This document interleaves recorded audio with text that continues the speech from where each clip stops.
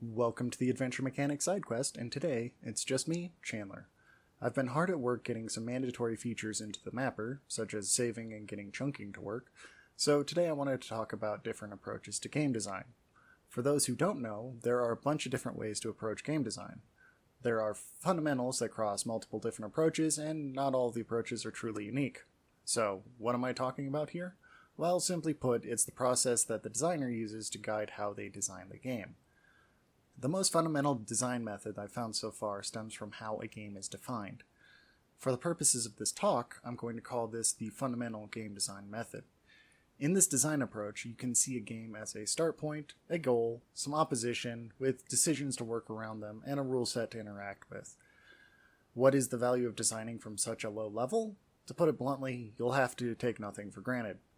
This is particularly useful when you're designing a simple, or puzzle, or even a tabletop game.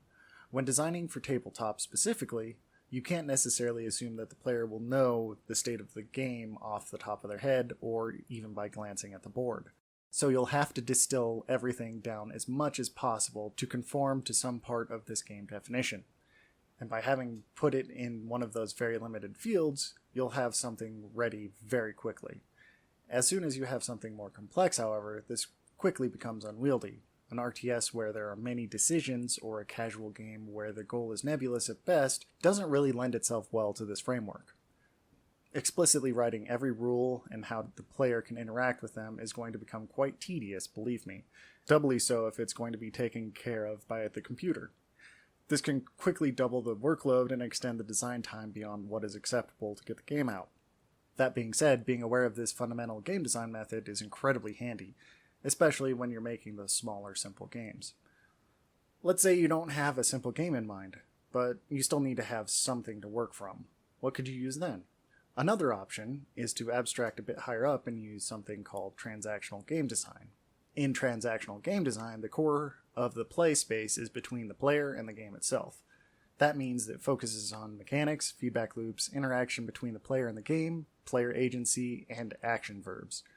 This is useful for making more interactive style games. What are the core mechanics you're going to use? Well, take a look at the mechanics you wrote out. With this style of game design, you look at what many consider game design proper, like how the game feels, how the mechanics interact with each other, and how it's all shown to the player.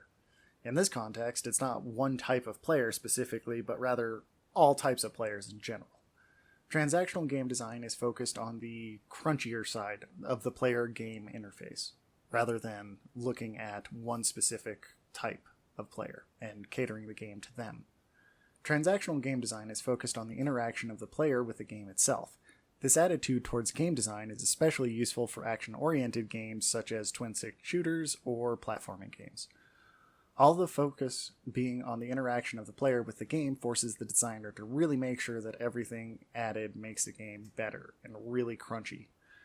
Transactional game design isn't the only game design method that focuses on the player interaction and mechanics, however. One other popular game design methodology is design pillars. For design pillars, the core idea is to focus on the primary aspects the game should have and how the player will interact with the game. The pillars can be a feeling, a mechanic, or series of mechanics, or even a game style. Moreover, pillars can be modified and added as development progresses, with some caveats. Why use this design methodology? It's a zoomed-out view that allows the designer to make sure that the project as a whole is still working towards that same initial vision. If a developer is going to add something to the game, they really have to cross-check against the pillars and make sure it's not in conflict with any of them. If it's not in service of one of those pillars, then adding it is usually an indicator that you're doing something called feature creep, which is very bad. The drawback to this high view of the game design process is that some of the smaller details can get lost when you're looking at the pillars as a whole and the game as a whole. Let's say your game isn't small or fast-paced. What if you want to look at specific styles of players and a more meta-level style of play? This is where situational game design comes in handy. In situational game design, the play space is more focused on the player. Situations, constraints, anticipation, interpretation, and finding meaning are all explicitly given focus in this style of situational game design. What is the player doing or thinking about while waiting for their turn? How are they engaging with the game when they just sit back and think about their next action? These are all areas that the designer will consider when using situational game design.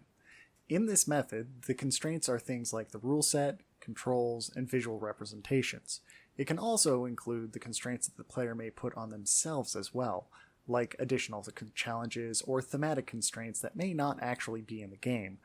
This is particularly useful since it can inspire more mechanics and aspects that fit the game. This builds into the core loop that situational design uses. With constraints, moves, and situations, a designer can come up with a compelling game loop. The constraints structure the situations that the player is put into. Situations offer the player a variety of moves to take, and ultimately, moves alter the constraints that the player will have as they move forward in the game. Let's say that you start out making a game intentionally difficult, one that demands the player to already have some familiarity with the genre in general. You can't exactly expect them to know the ins and outs of the game from the very beginning. So how do you get the player into the game? One design approach that lends itself well into this type of game style is rational game design. For this design methodology, the ultimate goal is to keep the player in something called a state of flow. The Cliff Notes explanation of flow is that you want to keep the player in that Goldilocks zone where the game is just the right difficulty. It's not too hard that the player is frustrated, but the game is not so easy that the player gets bored by the experience. How do you keep the player in that flow state? It requires the designer to consider the main gameplay loop and make sure that there is enough there to keep the player engaged and it's the right difficulty, or at least gives the player options on how to solve a situation that matches their skill set. Early on in the game, the challenge level should be just above tutorial, since the expected skill level will be low.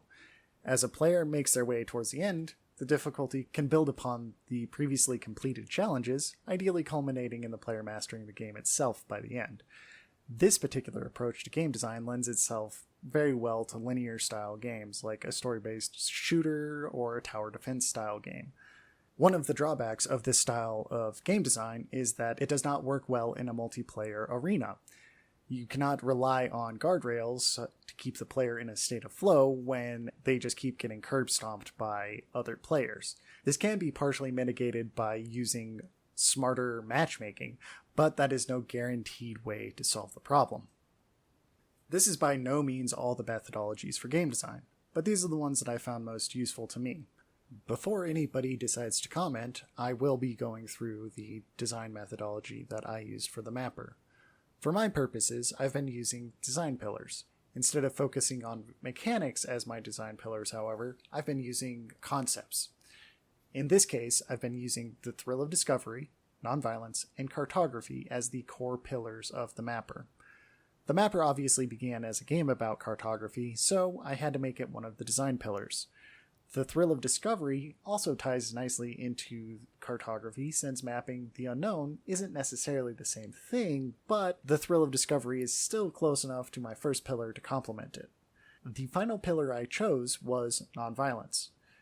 There's no part of cartography that necessitates using violence, and I didn't really want to cobble a combat system on top of the game, especially if it could potentially overtake the primary gameplay loop that I wanted. In the end, these three pillars were enough to make a compelling game for me. All of the mechanics that I've added to the mapper so far have been in service to these three pillars. Despite me primarily using design pillars as the framework, I've also used the other design methodologies talked about at various times as I've needed them. As one last surprise, I do actually have a new build of the mapper for you this month.